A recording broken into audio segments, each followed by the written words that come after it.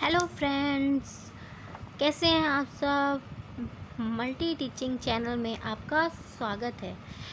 तो हमने आपको कौन कौन से टॉपिक करा दिए थे कंप्लीट। हमने सिंधु सभ्यता आपको करा दिया। सिंधु सभ्यता की पहली खुदाई किसने की थी, कहाँ हुई थी, ये मैंने आपको बता दिया। सिंधु सभ्यता कितनी फैली हुई, कितनी स्क्वायर फीट फैली हुई है, ये भी मैंने आपको बता दिया। सिंधु सभ्यता की पहली खुदाई दयाराम स्वामी ने करी थी। सिंधु सभ्यता 2500 BC से लेकर 3000 BC तक है। आपको ये चीज़ तो समझ में आ गई ना, 2500 और 3000, मतलब ऐसे आप अंदाज़ा लगा लो कि 2500। हम अब इस अगर हम देखें तो इस हिस्ट्री में अभी जो हमारा चल रहा है वो 2500 BC अगर हम देखें तो 2500 हमारे लिए कम है और 3000 हमारे लिए ज़्यादा है। पर जो पहले था सिंधु सभ्यता के टाइम 2500 ज़्यादा था और 3000 कम था। कि आपको तो पता था कि वो इस तरह से ही काउंटिंग होती थी।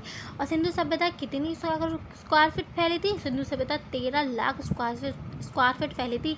और हमारा जो भारत है, जो हमारा इंडिया है, वो कितना स्क्वायर फीट है? हमारा भारत 32 स्क्वायर फीट फैला हुआ है, 32 स्क्वायर फीट है। जो मोहनजोदड़ो पढ़ा दिया, मोहनजोदड़ो कहाँ है? मोहनजोदड़ो पाकिस्तान में है। इसके जनक कौन है? इसके जनक राखल दास बनर्जी हैं। मतलब इसकी खोज किसने की थी? राखल दास बनर्जी ने। अच्छा, एक चीज़ मुझे और बताइए कि सिंधु सभ्यता तो थी, उसका नाम चेंज किसने किया था? उसका नाम जो चेंज हुआ था, पहली खुदाई जब हुई थी तो वहाँ पे हड़प्पा निकली थी। तो सिंधु सभ्यता को नाम चेंज करके हड़प्पा रखा था। और हड़प्पा किसने नाम चेंज किया था? क्योंकि पहली खुदाई हुई थी तो हड़प्पा एरिया निकला। तो उसकी पहली खुदाई दयाराम साहनी ने करी थी। पहली खुदाई। एंड जो दयाराम साहनी ने करी थी, और जो जिसने नामकरण किया है, नाम चेंज किया है, वो जॉन मार्शल ने किया है। सिंधु सभ्यता 13 लाख स्क्वायर फीट फैली है। मोहनजोदड़ो मैंने आपको पढ़ा दिया है। ये मोहनजोदड़ो में किसके चीज़ के साक्ष्य मिले हैं वो आपको मैंने पढ़ा दिया है। रोपड़, मोहनजोदड़ो कहाँ स्थित है? मोहनजोदड़ो पाकिस्तान में स्थित है। कौन खोज करता है इसकी? राखल दास बनर्जी खोज करता है। इसके खोज करता है। कौन सी नदी के पास है ये? सिंधु नदी के पास है। रोपड़ आपको बता दिया। रोपड़ कहाँ पे है? रोपड़ सतलज नदी के पास है। अगर आप में आता है कि रोपड़ कौन सी नदी के पास है तो आप लिखोगे कि सतलज नदी के पास है। और इस तरह से भी क्वेश्चन पूछा जाएगा कि सतलज नदी है जो हमारी, वो कौन से एरिया के, मतलब कौन सी सभ्यता के पास है? तो आप बोलोगे रोपड़ में सतलज नदी है। तो अब अगर आपसे पूछा जाए रोपड़ सतलज नदी के पास सतलज नदी के पास जो जगह है और कौन से स्टेट में है, तो आप बता दोगे कि पंजाब में है। रोपड़ सतलज नदी के पास पंजाब में है। इसके खोजकर्ता कौन है? इसके खोजकर्ता यज्ञदत्त शर्मा है। यज्ञदत्त शर्मा है। आपसे पूछा जाएगा कि रोपड़ में क्या होता था, किस चीज़ के लिए ये फेमस है? तो रोपड़ में आदमी के साथ साथ कुत्ते को दफना दिया जाता है। वहाँ पे कुत्ते के भी साक्ष्य मिले हैं कि आदमी के साथ कुत्ते का कंकाल मिला है। ठीक है। बनवाली से आपको नाम समझ में आ गया। बनवाली कहाँ है? रंगोई नदी के पास है। बनवाली रंगोई नदी के पास है। ये कहाँ है? ये पंजाब में है। आपको समझ में आ जाएगा। रोपड़ पंजाब में है, बनवाली हमारी हरियाणा में है। बनवाली कहाँ है? हरियाणा में। तो बनवाली हमारी कहाँ होगी? हरियाणा में। और इसके खोजकर्ता है रविंद्र। इसके खोजकर्ता कौन है? इसके खोजकर्ता है रविंद्र सिंह। यहाँ क्या मिला है? यहाँ पे सड़कें टेढ़ी बेड़ी थी। ठीक है। कोई भी नालियाँ सही नहीं थी। रोड टेढ़े बेड़े थे, अच्छे नहीं बने थे, नालियाँ खुली हुई थी। यहाँ पे जल निकासी, अगर आपसे क्वेश्चन आ जाए कि जल निकासी ठीक से नहीं थी, तो आप कहाँ का लिखोगे? बनवाली में। कौन सी नदी के पास कौन सा एरिया था जहाँ पे जल निकासी अच्छे से नहीं होती थी? वो बनवाली थी, जो कि रंगोई नदी के पास थी। 6 मैंने आपको कालीबंगा बता दिया था। कालीबंगा मैं आपको फिर से रिवाइज करा देती हूँ कि कालीबंगा राजस्थान में है। यहाँ से हमें चूड़ी के साक्ष्य मिले हैं। यज्ञ मिला है। ऑफकोर्स यज्ञ होता है तो उसके साथ हवन कुंड भी होता है।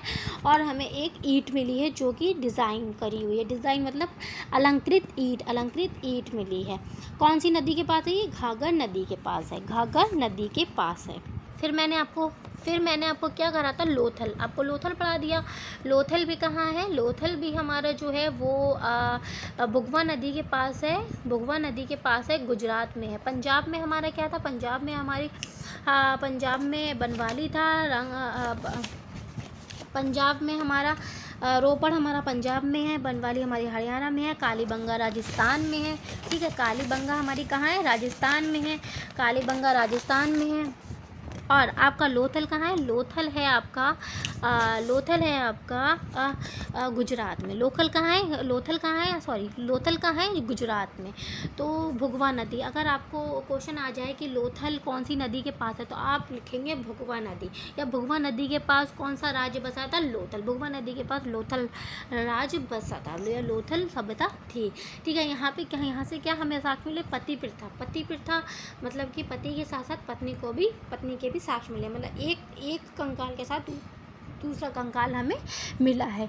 यहाँ पे क्या मिला है, यहाँ बंदरगाह मिला है। जहाँ बंदरगाह होता है, बंदरगाह किसे कहते हैं, एक बीच को कहते हैं। बीच मतलब जहाँ पानी होता है, पानी के साथ कोई जहाज़ होता है, लो भी लकड़ी की जहाज़ होता है, उस पर जब लकड़ी का जहाज़ है ऑफकोर्स, तो ऑफकोर्स वहाँ पे आपका व्यापार होगा, तो व्यापार होगा तो वहाँ पे हमें क्या मिला है, व्यापार के साथ साथ विदेशी व्यापार होता है वहाँ पे। विदेशी व्यापार के साथ साथ हमें वहाँ पे मोहर मिली हुई है, मोहर मिली है, विदेशी मोहर मिली है। मोहर किस चीज़ की मिली है, मोहर हमें फारस की मिली है। मोहर हमें किस चीज़ की मिली है, मोहर हमें फारस की मिली है। यानी हमारा जो पहला व्यापार शुरू हुआ था वो फारस से शुरू हुआ था। विदेशी व्यापार जो हमारा शुरू हुआ था वो फारस से शुरू हुआ था। तो विदेशी फारस की मोहर मिली है। नापने के लिए हमें बाट मिले हैं। अच्छा, एक चीज़ मैं आपको बता दूं कि बाट और तराजू, बाट कितने किलो के हुआ करते थे पहले। बाट जो हुआ करते थे 16 kg, मतलब 16 kg के बाट हुआ करते थे वहाँ पे। 16 kg से नीचे कोई चीज़ नहीं थी, 16 kg से शुरू था। तो 16 kg के बाट हुआ करते थे। रंगपुर मैंने आपको पढ़ा दिया, रंगपुर में गुजरात में रंगपुर है, धान की भूसी। अब मैं आपको एक नया टॉपिक स्टार्ट करती हूँ। ठीक है, हमने रंगपुर पढ़ा दिया। रंगपुर कहाँ पे है, रंगपुर हमारा गुजरात में है, रंगपुर हमारा गुजरात में है। और धान की भूसी मिली हुई थी। 11 हमारा आ जाता है, वहाँ पे जो हमें नई सभ्यता मिली थी वो मिले मेसोपोटामिया की सभ्यता। मेसोपोटामिया की सभ्यता क्या थी, 10,000 BC से लेकर 8,000 BC तक पुरानी थी। मतलब 10,000 BC से लेकर 8,000 BC तक पुरानी थी। ये मेसोपोटामिया कहाँ पे स्थित है, मेसोपोटामिया इराक में स्थित है। अगर आपसे क्वेश्चन आ जाए कि मेसोपोटामिया की सभ्यता कहाँ स्थित है, तो आप लिखोगे इराक में स्थित है। अगर ये क्वेश्चन आ जाए कि मैं इराक में कौन सी सभ्यता मिली है जो 10,000 BC और 8,000 BC तक पुरानी है, तो आप लिखोगे मेसोपोटामिया की सभ्यता जो कि 10,000 BC से लेकर 8,000 BC तक है। ये कौन सी दो नदियों के बीच में है, ठीक है, वो कौन सी दो नदी के, ट्राविस एंड द अप्रेज। इसको हिंदी में कहते हैं, दो प्रमुख नदियां हैं यहाँ पे, दो प्रमुख नदियां हैं। एक है ट्यूब्रेस एंड अप्रेज। ट्यूब्रेस एंड अप्रेज को हिंदी में हम क्या कहते हैं, दजला एंड फारत। तो बेसिकली दजला एंड फारत नहीं आएगा, ट्यूब्रेस एंड अप्रेज ही आएगा। आपको इस तरह से भी क्वेश्चन आ सकता है कि मेसोपोटामिया की सभ्यता किन दो नदियों के बीच में है, तो आप कहोगे ट्यूब्रेस एंड अप्रेज। इस तरह से भी क्वेश्चन आपसे पूछ सकता है कि ट्यूब्रेस एंड अप्रेज की नदियों के बीच कौन सी सभ्यता थी, तो आप बोलोगे मेसोपोटामिया की सभ्यता कहाँ पे थी। इस तरह से भी क्वेश्चन आ सकता है कि ट्यूब्रेस एंड अप्रेज नदियाँ कहाँ पाई जाती हैं, तो यहाँ आप करोगे कि इराक में पाई जाती हैं। अच्छा, मेसोपोटामिया की सभ्यता जो है वो किन देशों से मिलकर बनी है, तो मेसोपोटामिया की सभ्यता जो है वो चार जगहों को जोड़कर बनी है, चार राज्यों को जोड़कर बनी है। एक है आपका Chaldea, Sumerian, Babylon and Syria. तो Chaldea, Sumeria and Babylon, इन चारों को जोड़कर जो हमारी सभ्यता बनी है वो मेसोपोटामिया की सभ्यता बनी है। आप किस तरह से बोलोगे? अगर आपको क्वेश्चन आ जाए कि मेसोपोटामिया की सभ्यता किन राज्य को जोड़कर बनी है या किन किन राज्यों से मिलकर बनी है, तो आप लिखोगे Chaldea, Sumerian, Babylon and Syria. अगर आपसे पूछा जाए कि बेबीलोन में सबसे प्रसिद्ध जो बगीचा है वो कौन सा है, तो आप बोलोगे सबसे प्रसिद्ध बगीचा ही पूछ सकता है या आपसे सबसे प्रसिद्ध जगह भी पूछ सकता है, तो आप लिखोगे कि झूलता बगीचा। ठीक है, बेबीलोन में सबसे प्रसिद्ध जगह कौन सी है? झूलता बगीचा, झूलता बगीचा। इराक ने इन चारों शहरों को जोड़कर बनी है, इन चारों शहरों को जोड़कर बनी है मेसोपोटामिया की सभ्यता। अच्छा, पहले के लोग क्या हुआ करते थे? पहले के लोग जो हुआ करते थे वो मंदिर, आज के टाइम में मंदिर कहते हैं, ठीक है, मंदिर बोलते हैं, बट पहले के लोग मंदिर नहीं बोलते थे। पहले के लोग क्या बोला करते थे? पहले के लोग जो बोला करते थे वो मंदिर को जुगरीत बोलते थे, मंदिर को जुगरीत बोलते थे। क्या बोलते थे? मंदिर को जुगरीत। एक वहाँ पे रोम सभ्यता, ठीक है, एक रोम सभ्यता थी, मंदिर को जुगरीत बोलते थे। जहाँ मंदिर को जुगरीत बोलते थे वहाँ पे एक रोम सभ्यता भी हमें मिली थी, रोम सभ्यता। अच्छा, इटली, अभी जो वर्तमान में हमारी सभ्यता है, ठीक है, वो इटली है, इटली है। पहले क्या थी? पहले हमारी मेसोपोटामिया थी जो कि अब इटली हो चुकी है, ठीक है। अब हमारा क्या है कि रोम है, रोम है। पहले क्या थी? रोम थी, लेकिन इटली में वर्तमान में क्या है? रोम, इटली को माना जाता है। अब यहाँ के राजा का नाम क्या है? यहाँ के राजा का जूलियस और अगस्टा नाम है। अच्छा, इटली में क्या है? आपको एक चीज़ मैं बताऊँ कि हमारा जो कैलेंडर होता है, हमारा जो कैलेंडर होता है जिसमें हम डेट देखते हैं, आपने सोचा है कि वो कैलेंडर कहाँ से आया है, किसने बनाया है? ठीक है, तो कैलेंडर जो हमारा आया है वो एक राजा थे, ठीक है, दो राजा थे वहाँ के, एक जूलियस एंड अगस्टा। तो कैलेंडर जो है हमारा इन दो राजाओं ने ही बनाया है, जिसको जियोजेरियन कैलेंडर बोलते हैं, जिसको जियोजेरियन कैलेंडर बोलते हैं। क्या बोलते हैं? जियोजेरियन कैलेंडर बोलते हैं। इसमें जूलियन ने अपने ही नाम से एक मंथ क्रिएट किया था, जुलाई मतलब जूलियस एक राजा थे, ठीक है, जूलियस क्या थे? एक राजा थे। तो जूलियस और अगस्टर दोनों अलग अलग के राजा थे। तो जूलियस के नाम पे जुलाई और अगस्टर के नाम से अगस्त, इन दोनों ने मिलके एक कैलेंडर बनाया था। ये कहाँ के थे? ये इटली के राजा थे, इटली के राजा थे। पहले क्या था? रोम था, पर वर्तमान में क्या बोलते हैं? इटली। तो इटली के राजा क्या थे? जूलियस और अगस्टर। पहले मंदिर को क्या कहते थे? जुगरीत। आपको समझ में आ रहा है ना कि मंदिर को यहाँ के लोग क्या कहते थे? जुगरीत कहते थे, जुगरीत कहते थे। इटली के जो दो राजा थे, उनका नाम क्या था? उनका नाम जूलियस एंड अगस्टस। आपके लिए याद रखना आसान होगा कि पहले कैलेंडर को क्या कहते थे? जियोजेरियन कैलेंडर आप समझ लेना। अगर क्वेश्चन एग्जाम में क्वेश्चन आपसे पूछे जियोजेरियन कैलेंडर किसने स्थापित किया था, तो आप कहोगे जूलियस और अगस्टर के द्वारा स्थापित हुआ था। अगर आपसे पूछे कि जूलियस और अगस्टर किस जुलाई एंड अगस्त कौन से राजा के नाम से रखा गया है, तो आप लिखोगे जूलियस एंड अगस्टर के राजा के नाम से लिखा है। ये कहाँ के राजा थे? ये इटली के राजा थे, जो पहले रोम के थे, एक रोम था, बट अब वर्तमान में जो इटली कहा जाता है, इटली कहा जाता है। समझ में आ रहा है ना आपको? इटली कहा जाता है। इसमें एक राजा था स्पार्टा जो राजा था, ठीक है, वो जो कि सैनिकों के लिए प्रसिद्ध था। स्पार्टा कहाँ था? सैनिकों के लिए प्रसिद्ध था, ठीक है, सैनिकों के लिए प्रसिद्ध था। स्पार्टा कहाँ था? सैनिकों के लिए प्रसिद्ध था। लेकिन राजा जगजीश जो था वो बहुत क्रोधी था।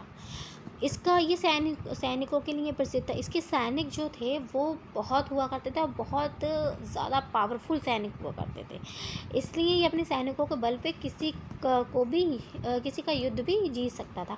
लेकिन राजा जगजीश जो था इसका बिल्कुल अपोजिट था। ये बहुत क्रोधित राजा था। यूनान का राजा है ये, राजा जगजीश यूनान का राजा है। ये किस तरह से रहता था?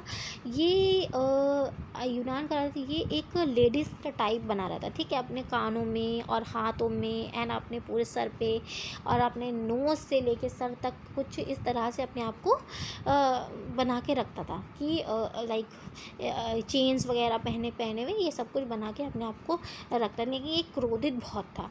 तो राजा जगजीश बहुत ज़्यादा क्रोधित था। लेकिन राजा जगजी जो था उसने स्पार्टा को हरा दिया था, स्पार्टा को हरा दिया था। ठीक है, भारत का अब स्पार्टा को हरा दिया था। एक चीज़ मैं बताऊंगी कि मेसोपोटामिया की सभ्यता जो है वो किसको मानी जाती है, इन चारों को जोड़कर जो बनी है वो मेसोपोटामिया की सभ्यता बनी है।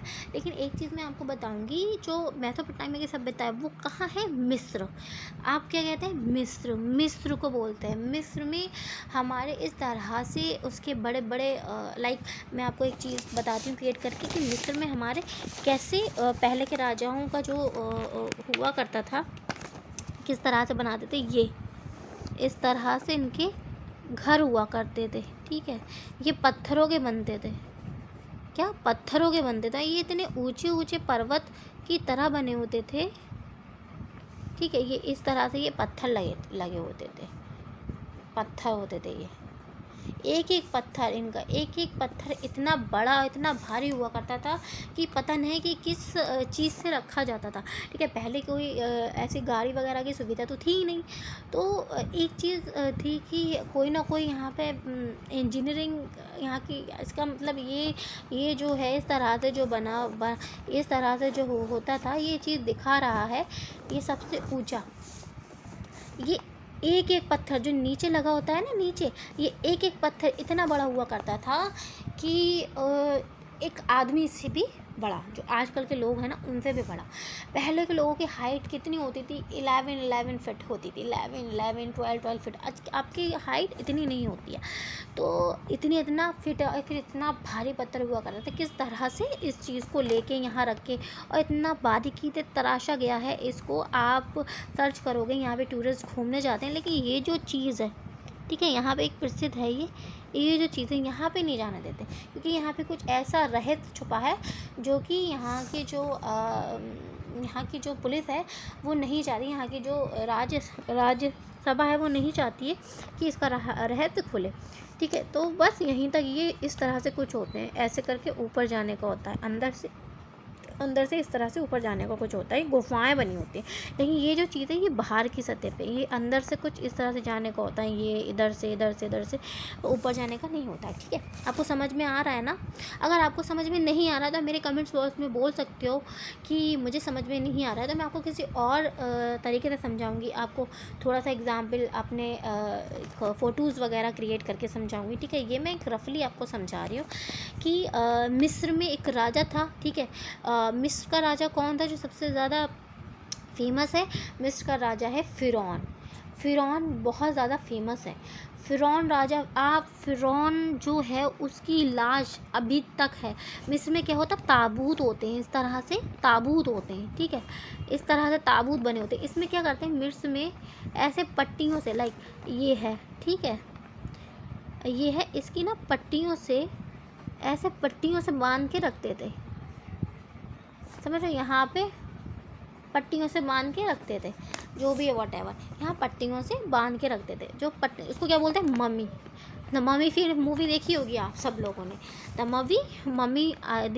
मम्मी मूवी है एक, वो आप सब लोगों ने देखी होगी, आई होप सो देखी हो। तो आप देखना कि उसमें क्या है, पहले के लोगों का मानना क्या था कि ये ज़िंदा होंगे।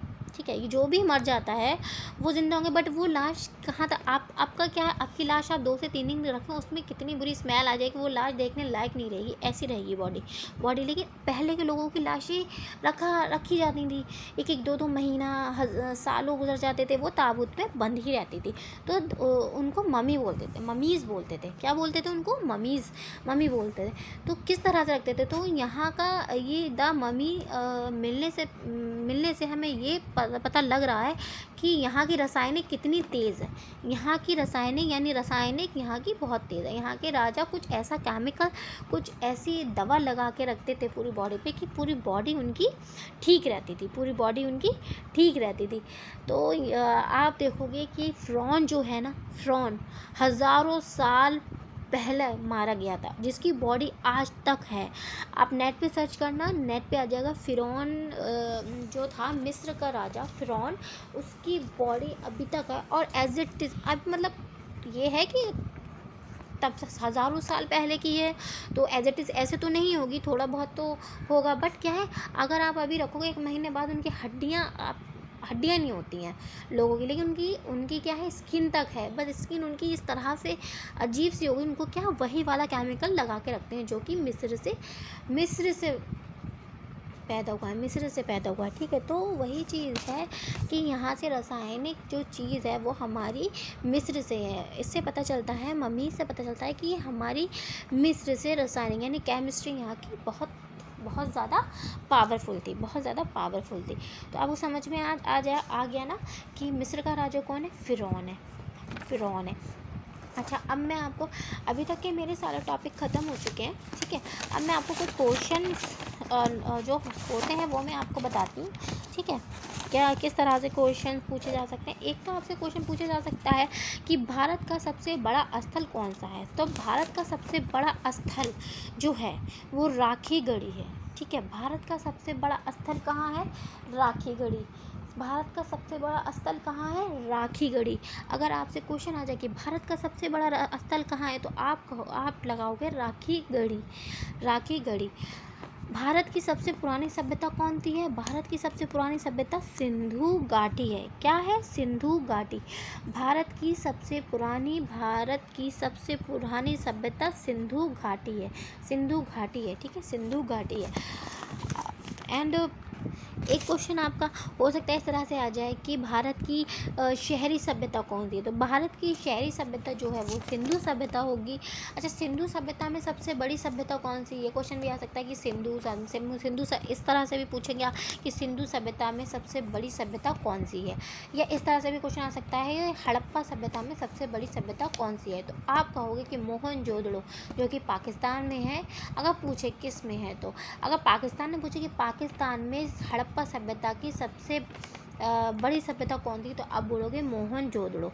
और आपसे ये क्वेश्चन भी पूछ सकता है कि हड़प्पा सभ्यता में मोहनजोदड़ो जो सभ्यता है उसमें हड़प्पा सभ्यता में सबसे बड़ा अन्नगार कौन सा, कहाँ पे है। तो आप लिखोगे सबसे बड़ा अन्नगार मोहनजोदड़ो में है। सिंधु सभ्यता में अन्नगार मिला था बट वो छोटा मिला था, लेकिन यहाँ पे क्या है, यहाँ पे पूर्ववर्तियों के लिए, सभा के लिए, राजाओं के लिए है, प्रजा के लिए है, तो यहाँ पे बहुत बड़ा अन्नगार मिला है। तो आपका क्वेश्चन अगर आपसे पूछा जाए कि हड़प्पा सभ्यता से सबसे बड़ा अन्नगार कहाँ से मिला, तो आप लिखोगे मोहनजोदड़ो से सबसे बड़ा अन्नगार मिला। सिंधु सभ्यता में सबसे बड़ा स्थल कौन सा माना जाता है, सिंधु सभ्यता में सबसे बड़ा स्थल धौलावीरा जो कि गुजरात में है। सिंधु सभ्यता में सबसे बड़ा स्थल धौलावीरा जो कि गुजरात में है। अब मेसोपोटामिया, आपसे ये क्वेश्चन भी पिटअप कर सकता है कि मेसोपोटामिया किन शहरों से मिलकर बना है, मेसोपोटामिया की सभ्यता किन शहरों से मिलकर बनी है। तो आप इंडिया में क्या आप लिखोगे कि मेसोपोटामिया की सभ्यता चार शहरों से मिलकर बनी है। पहली है कैलेंडिया, दूसरी है रूसिया, तीसरी है बेबीलोन और चौथी है सुमेरिया। ठीक है। अब आपसे ये भी पूछ सकता है कि मेसोपोटामिया में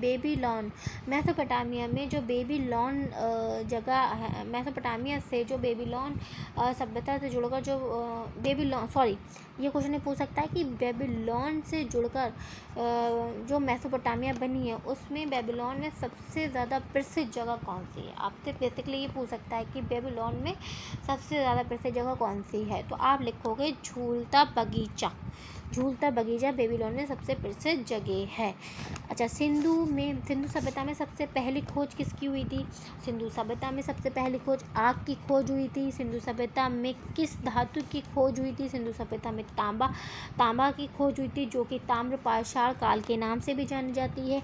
अब हड़प्पा सभ्यता में किसके साक्ष्य मिले थे, क्या गाय के साक्ष्य मिले थे, तो आप लिखोगे नहीं, गाय के साक्ष्य नहीं मिले हैं, हाथी का कंकाल मिला है।